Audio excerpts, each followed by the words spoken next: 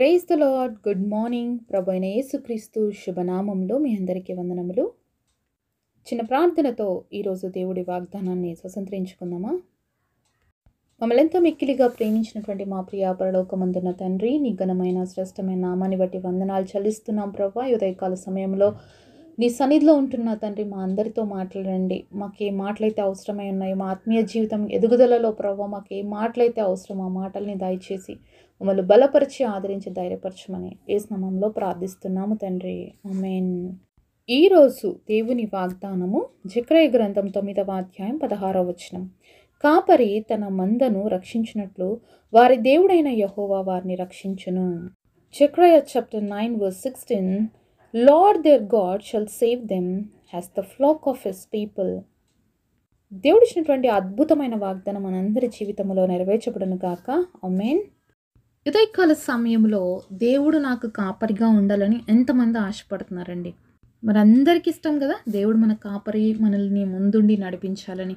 మరి భక్తుడైనటువంటి దావీదు మరి కీర్తనల గ్రంథం 23వ అధ్యాయంలో మరి యెహోవా నా కాపరి, నాకు లేమి కలుగదు అన్నాడు అనమాట. మరి యెహోవా నాకు కాపరిగా ఉంటే నాకు ఏమి లేమి అనేది ఉండదు అని భక్తుడైనటువంటి దావీదు తన కీర్తనలో రాస్తూ వచ్చాడు. నిజంగా ఈరోజు దేవుణ్ణి మన జీవితంలో మనకు కాపరిగా కలిగి ఉన్నామా?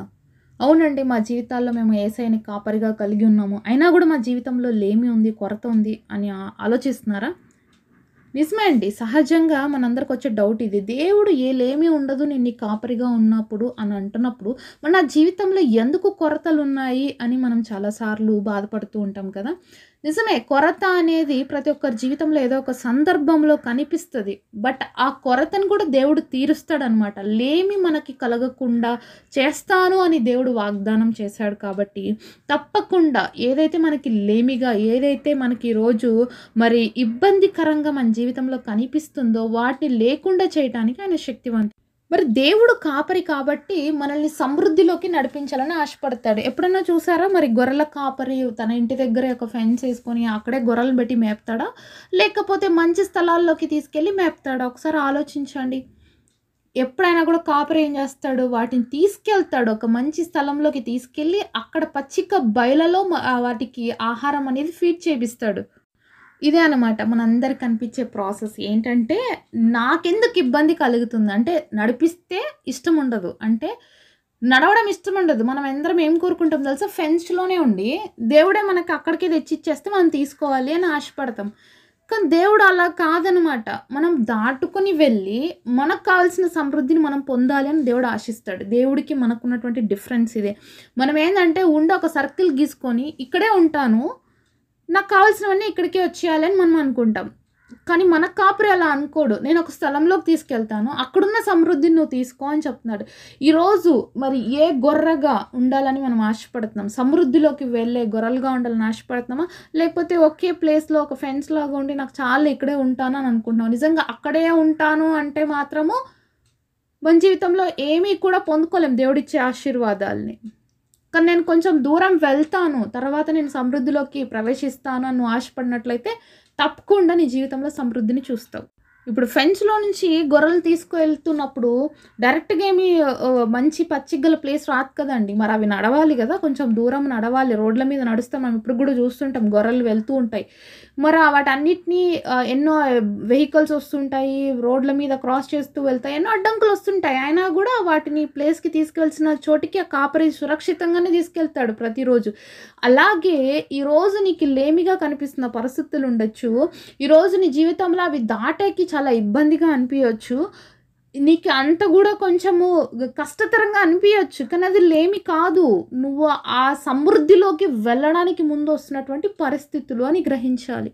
ఈ లోకపరమైనటువంటి కాపరే అన్ని రకాలుగా మరి అడ్డులు వచ్చినప్పుడు వాటన్నిటిలో నుంచి తన గొర్రెలను అంతా సురక్షితంగా తీసుకెళ్ళి సమృద్ధి కలిగిన చోట దాన్ని విడిచిపెట్టి అది హ్యాపీగా తినే వరకు ఓపికగా ఉండి అది కడుపు నింపుకున్న తర్వాత పొద్దున్న తీసుకెళ్తే ఈవినింగో లేకపోతే ఆ టైంలో వెనక్కి తీసుకొస్తాడే, అంత సమృద్ధిగా వాటికి ఫీడ్ చేసి అవి బాగా బలంగా దృఢంగా ఎదగాలని కోరుకుంటాడే ఈ లోకంలో ఉన్న కాపరే.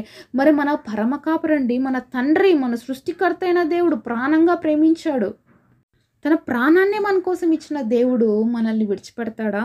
అందుకే దేవుడు అంటున్నాడు, కాపరి తన మందను రక్షించినట్లు మరి దేవుడైన యెహోవా మనల్ని రక్షిస్తాడు. ఎప్పుడు ఒక వ్యక్తికి రక్షణ అవసరం అవుతుందండి? ఎప్పుడు ఒక వ్యక్తికి కాపుదల అవసరం వస్తుంది? ఆ వ్యక్తికి ఆపద వచ్చినప్పుడే, కష్టం వచ్చినప్పుడే కదా ఆ వ్యక్తిని రక్షించాలి అని అనుకుంటాం. మామూలుగా ఉన్నప్పుడు ఎవరికేం అవసరం లేదు కదా. కాబట్టి ఒక కాపరిగా దేవుడు ఈరోజు మనతో మాట్లాడుతున్నారు. మీరు నా గొర్రెలు, నేను మిమ్మల్ని సమృద్ధి గలమైన స్థలములోకి తీసుకువెళ్ళాలని ఆశపడుతున్నాను. మధ్యలో ఆటంకులు వస్తాయి, ఇబ్బందులు వస్తాయి, కష్టాలు వస్తాయి, కన్నీరు ఉంటుంది, వేదన ఉంటుంది, కష్టం ఉంటుంది. అయినప్పటికీ కూడా నేను మిమ్మల్ని చేరవలసినటువంటి గమ్యాన్ని ఖచ్చితంగా చేరుస్తాను. ఎందుకంటే నేను మీకు పరమ కాపరిని. మీ మందకి ముందుగా నేనుండి నడిపిస్తాను, సమృద్ధికరమైనటువంటి స్థలములోకి మిమ్మల్ని తీసుకెళ్తాను అని దేవుడి ఉదయకాల సమయంలో మనతో మాట్లాడుతున్నాడండి. మరి గొర్రెలన్నీ కూడా తన కాపరి స్వరాన్ని గుర్తుపడతాయండి. అవసరమైనప్పుడు దండం వాడతాడు, దుడ్డు కర్ర వాడతాడు. ఎందుకు తెలుసా? అవి చెప్పి నా మాట వినకున్నప్పుడు, అనేక సార్లు అవి వెళ్ళకూడని స్థలాల్లోకి వెళ్తున్నప్పుడు, అలాగే తెలియని పరిస్థితుల్లో ఆపదల్లో చిక్కుకున్నప్పుడు కూడా ఆ దండము వాడతాడు, దుడ్డు కర్ర వాడుతూ ఉంటాడు. వాటిని సరిచేయటానికి, వాళ్ళకి ఆపద వచ్చినప్పుడు ఆ దుడ్డు కర్రతో తీసుకోవడానికి.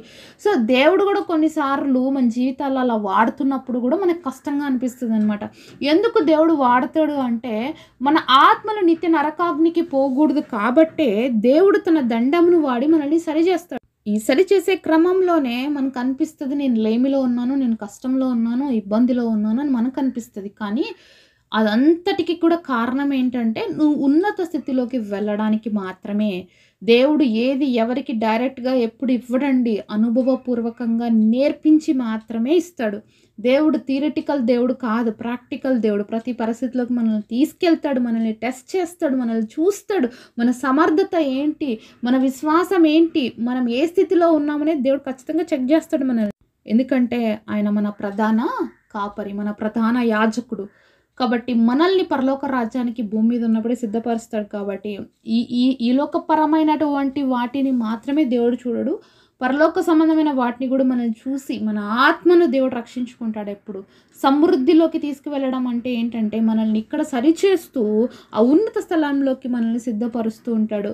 ఆయన పరమ కాపరి కనుక మనకు ఏ గాయాలయ్యాయో, లేకపోతే నడిచేటప్పుడు ఎక్కడ ఇబ్బంది పడుతున్నామో అన్నప్పుడు దేవుడు వెంటనే తన చేతుల్లోకి తీసుకొని, తన చేతుల్లో ఎత్తుకొని నడిపిస్తాడు. మనం గొర్రెల కాపరి చూస్తాం కదా, భుజాన ఎత్తుకొని తీసుకొస్తుంటాడు కొన్ని గొర్రెలను. ఎందుకంటే నడచలేని పరిస్థితిలోనో, లేకపోతే తనకి ఏమైనా ఇబ్బంది ఉన్నప్పుడో, లేకపోతే చిన్న గొర్రెలు ఉన్నప్పుడు కాపరి ఏం చేస్తాడు, తన భుజం మీద వేసుకుంటాడు. అలాగే దేవుడు కూడా మనల్ని తన భుజాన మీద ఎక్కించుకొని నడిపించేటువంటి గొప్ప దేవుడు మనకున్నాడు.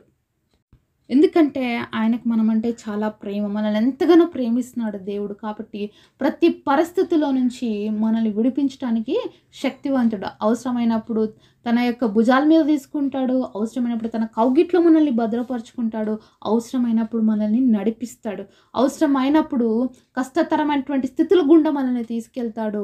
అవన్నీ కూడా మేలు కోసమే తప్ప కీడు కోసము కాదు. దేవుడు చేసే ఏ కార్యమైనా మన జీవితంలో అది మనకి మేలే కానీ కీడు కాదు అని గుర్తుపెట్టుకోవాలి. ఎందుకంటే రోమాపత్రిక 8వ అధ్యాయం 28వ వచనంలో చూస్తాం, దేవుణ్ణి ప్రేమించి వారికి మేలు కలుగుటకై సమస్తము సమకూడి జరుగుతుంది.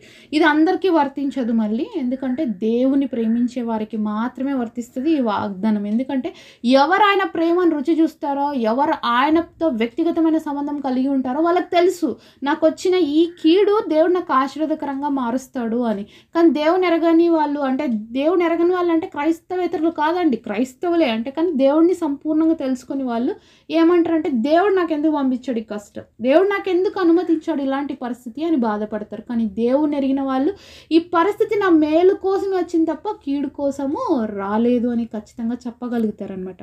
కాబట్టి ఈరోజు దేవుడు మందులో ఉన్నటువంటి గొర్రెపిల్లవైతే ఖచ్చితంగా నీకు ఏ లేమి అనేది ఉండదు. పచ్చిగలిగిన స్థలముల్లోకి ఆయన నిన్ను తీసుకెళ్ళి నిన్ను సమృద్ధికరమైనటువంటి స్థితిలో ఉంచడానికే కొన్ని పరిస్థితులు నీ చుట్టూ క్రియేట్ చేస్తాడనే విషయాన్ని దేవుడు మనకు తెలియజేస్తూ వచ్చాడు. కాబట్టి మన దేవుడైన యెహోవా మనకు కాపరిగా ఉన్నాడు కాబట్టి ఆయనే మనల్ని రక్షిస్తాడు అనే విషయాన్ని గుర్తుపెట్టుకుందాము. ఈ గొప్ప వాగ్దానాన్ని మనందరి జీవితంలో దేవుడు నెరవేర్చాలని ప్రార్థన చేద్దాం. అటు కృప దేవుడు మనందరికీ దయచేయును గాక.